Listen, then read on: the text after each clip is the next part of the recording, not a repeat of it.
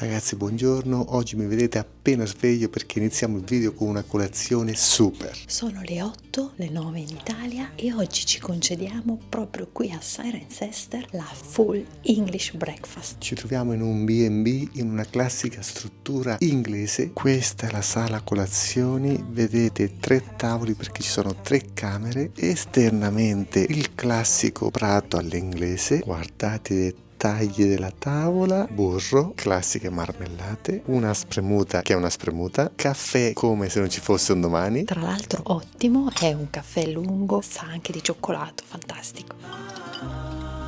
E adesso veramente siete pronti? Questa è proprio la colazione da 3 stelle Michelin inglese. Pancetta, uova, salsiccia aromatizzata, funghi e pomodoro grigliato. Tutto rigorosamente fatto in casa da una signora, penso che abbia intorno ai 70-75 anni, che purtroppo non si è voluta far riprendere. Se venite da queste parti non ci pensate minimamente perché il rapporto qualità-prezzo si trova un po' fuori mano, ma proprio per questo il rapporto qualità-prezzo è ottimo. I funghi sono cicciotti ma spettacolari. When do you go back to Italy? At the end of August. E dopo la colazione premium, questa è la nostra caratteristica camera all'inglese, bagno enorme senza piatto doccia ma super funzionale, accensione della luce, top. E questo era il nostro giardino quasi privato all'esterno. Vi ho detto quasi privato perché questa è la nostra porta finestra, mentre là in fondo è dove abbiamo fatto colazione. Le altre camere sono al piano di sopra e comunque potete utilizzare questo giardino per rilassarvi. Come potete vedere il tempo è proprio caratteristico inglese. Prezzo del B&B per 2 notti 190 sterline, circa 220 euro. Però è importantissimo, la super colazione era compresa nel prezzo. Questo perché in questo piccolo paesino non c'è nada, dovete spostarvi sia per il ristorante sia per far cena, per far pranzo, per qualsiasi cosa. Oppure se volete risparmiare vi attrezzate come noi, ovvero andate a fare la spesa e poi fate il pranzo, cena qua all'interno. La nostra moto era dietro alla macchina bianca. Loro sono stati gentilissimi, l'hanno messa proprio in quella posizione in modo da coprire un po' la sorellona da chiunque passasse lungo la strada. Questo è un posto particolare perché qui, dovete sapere, c'è la sorgente proprio del Tamigi che ora vi andremo a mostrare. Qui sembra nascere l'enorme fiume che attraversa la città di Londra. Ad onor del vero dobbiamo dirvi che secondo alcuni la vera sorgente del Tamigi è a Campbell, un comune poco distante da qua. Non è facile in effetti determinarne proprio la nascita perché proprio nelle Cotswold Hills il terreno è permeabile, per cui una serie di ruscelli escono dal terreno ed è difficile individuarne la vera natura. Fatto sta che il Tamigi, Thames in inglese, dal latino Tamesis, è lungo circa 347 km, secondo fiume più lungo della Gran Bretagna. Guardate che sta facendo marcia indietro addirittura per noi perché ha capito chi è il più grande. Noi lo ringraziamo immensamente perché ecco, c'è una piazzola qua. Thank you.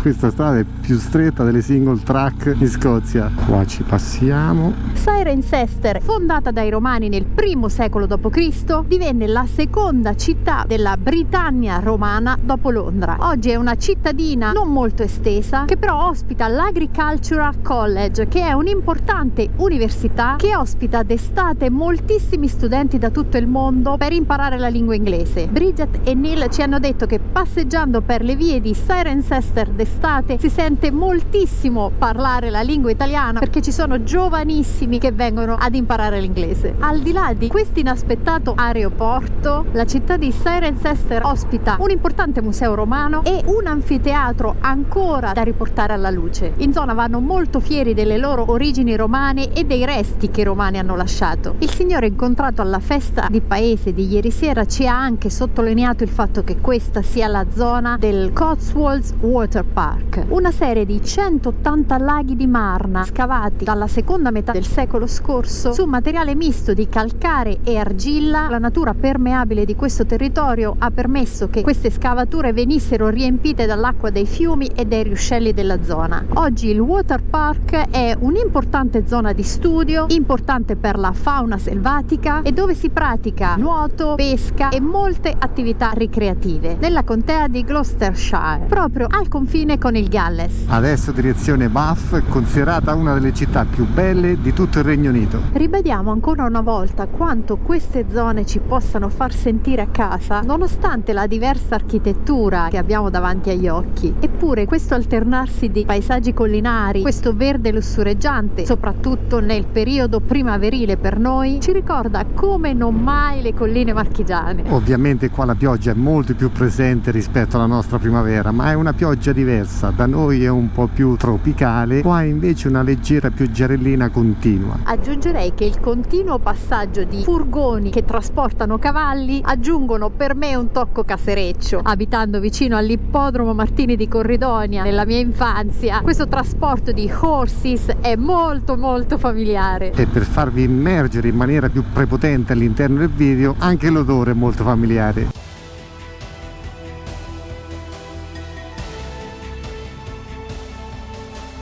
Non ci si aspetterebbe una campagna così florida e così estesa in uno dei paesi più ricchi del pianeta. O meglio, diciamo che quando pensiamo alla Gran Bretagna, Regno Unito, non pensiamo a questa parte così isolata e così verde. Ma soprattutto una vegetazione così incolta. Dati una tagliata! Ovviamente si scherza, a me piace tantissimo questo aspetto wild. E a velocità così basse tenute dagli automobilisti. Siamo sicuramente nella periferia di Bath, World Heritage City, città patrimonio mondiale. Eccola la città che si estende sul resto della collina, posizione impeccabile. Come ha già detto Francesco, è considerata una delle più belle città dell'intero Regno Unito, fondata anch'essa dai Romani, ma ormai non ci stupisce più. Il nostro itinerario ha toccato tutte città fondate dall'impero romano. Verrebbe da dire, ironicamente, pietra leccese per i palazzi di Bath. No, non è vero ragazzi, però mi ricorda un po' il colore della città di Lecce che rimase impressa, grandissima. Noi stiamo semplicemente attraversando il suo centro. Il fiume Avon alla nostra destra.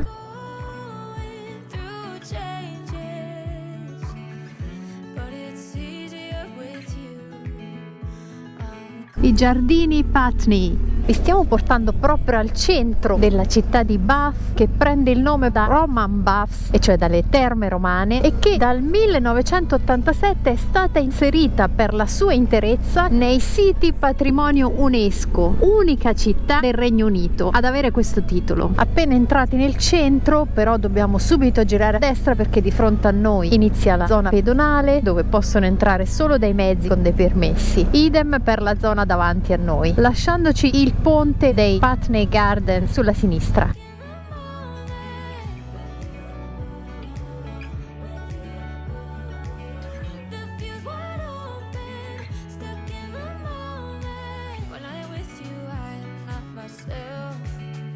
Lasciata la bellissima Bath, ora ci dirigiamo verso la punta più a ovest per avvicinarci al traghetto che ci condurrà in Irlanda. Qua proprio colline maceratesi intervallate da cespugli e da piante. Però siamo a 22 gradi, mentre le maceratesi siamo a 35-36. Le pecore, i nuovi perri.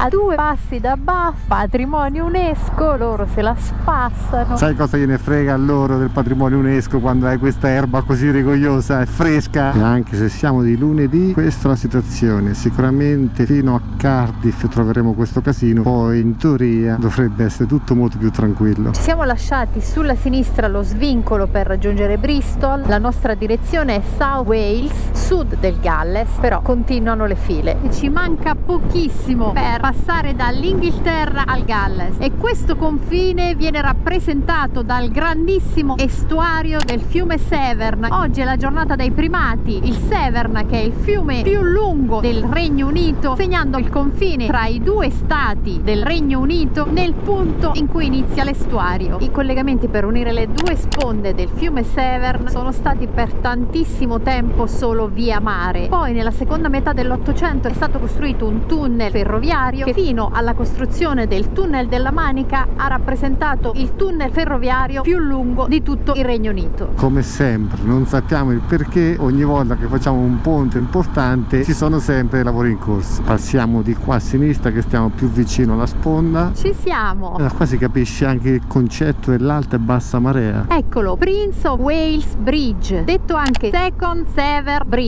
L'inaugurazione di questo ponte è avvenuta nel 1996, secondo rispetto al Severn Bridge del 1966, costruito per snellire il traffico del Severn Bridge. E vedendo il traffico penso che ci sia bisogno di un terzo ponte da costruire. Vedendo l'estuario che possiamo intravedere da queste protezioni, qui si svolge un grandissimo fenomeno di marea che viene descritto come il terzo al mondo dopo 2 baie canadesi. L'ampiezza di marea, cioè la differenza tra alta e bassa marea, può misurare fino a più di 9,5 metri. Ecco perché le autorità inglesi stanno pensando a uno sfruttamento dell'energia proveniente proprio dalle acque delle maree. Questo che stiamo attraversando è un ponte a fune, mentre il Severn Bridge è un ponte sospeso. Sapete sì la differenza tra ponte a fune e ponte sospeso? Dai che ve lo mostriamo più da vicino. Tra l'altro sul fiume Severn, lungo tutto il suo tragitto, sono stati costruiti più di 100 ponti. Alcuni sono entrati anche nella storia, come l'Iron Bridge, un po' più a nord della città di Birmingham, inaugurato nel 1781, ha rappresentato il primo ponte in ferro del mondo. Ma che spettacolo fa sotto? Cioè sembra quasi un'arpa,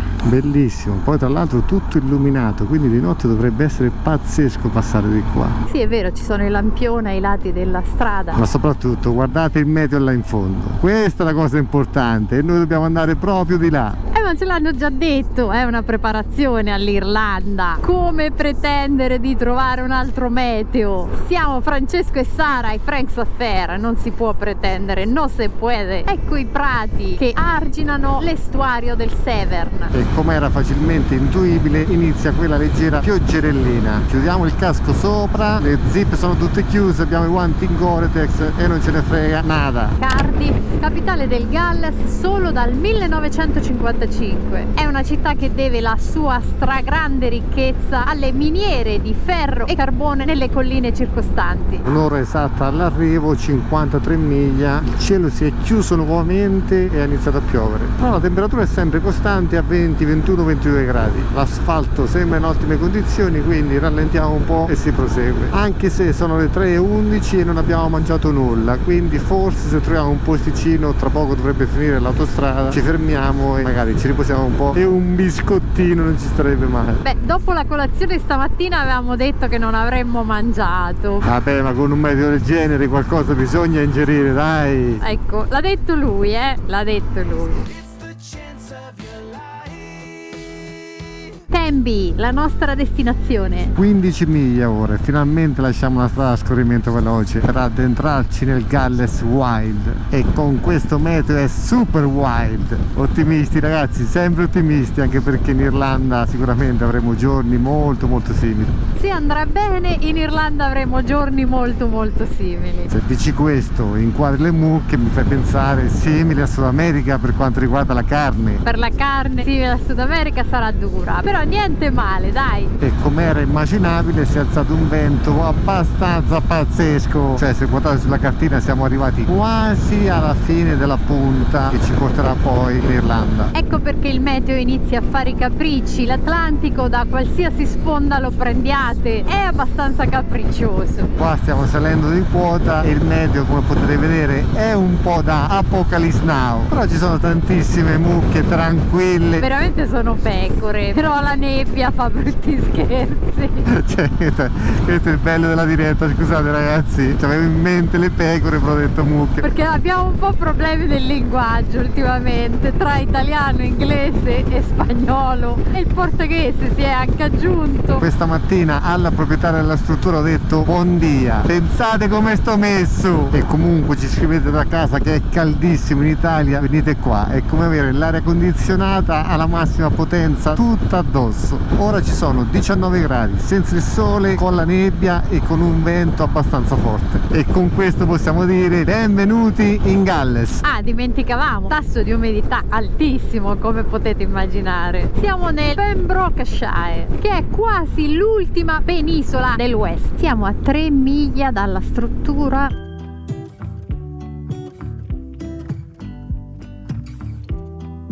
In teoria dovremmo essere anche vicino alla spiaggia, ma adesso abbiamo deciso di non portarvici perché, come potete vedere, dai, non è proprio un meteo da mare oggi. Dovrebbe essere questa casa grigia. Esattamente.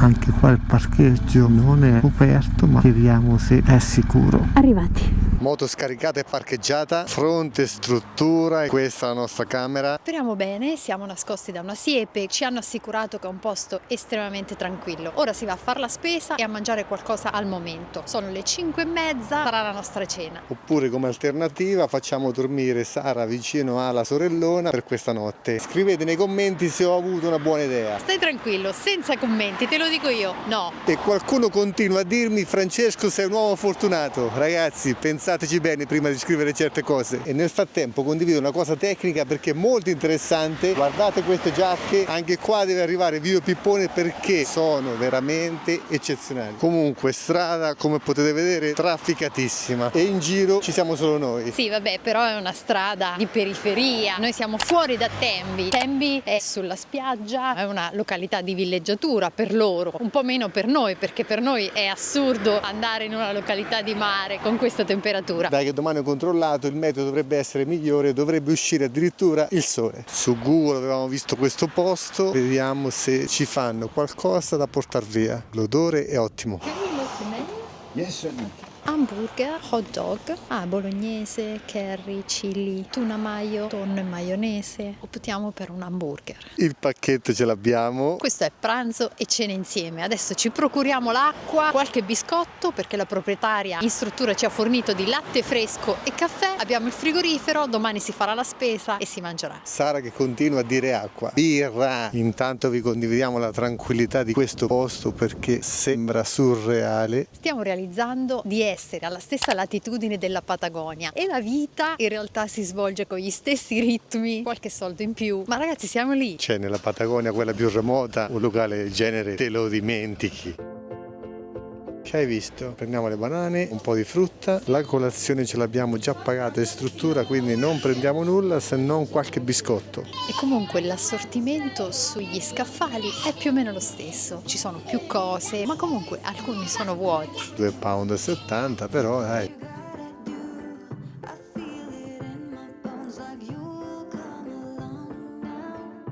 Poi vi mostriamo la spesa, abbiamo preso delle banane, dell'acqua, un po' di biscotti, comunque 9 £, mentre per quanto riguarda gli hamburger abbiamo pagato 12 £, quindi sui 15 €. E questo è il carrello della spesa umano. Questa donna, ragazzi, mi costa troppo. Cioè, consumi più del serbatoio da 30 litri della sorellona.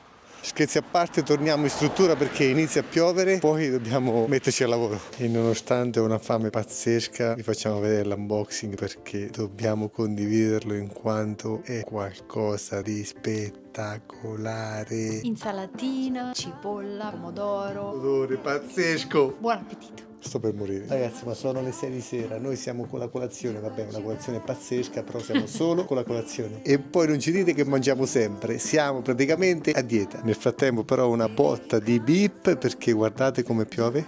Tornateci su in tempo. Io no comment. Pancetta, pomodoro, petto di pollo fritto, salsa barbecue e ragazzi, nulla da aggiungere. Ciao. Peccato che è piccolo.